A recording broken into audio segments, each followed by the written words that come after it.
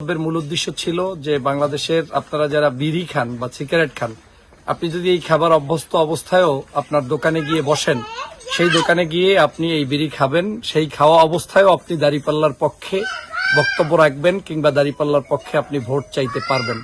আপনি যদি এমন করে দাঁড়িপাল্লার পক্ষে দাঁড়ান, হতে পারে আপনার জীবন পরিবর্তন হতে যেতে পারে এবং সেটা দাঁড়িপাল্লার পক্ষে অবস্থান করার কারণে একটা সময় আল্লাহ তাআলা চাইলে আপনাকে মাফ করে দিয়ে আপনাকে এই সঠিক পথে পরিচালিত করতে পারে। এ ধরনের একটি বক্তব্য ছিল।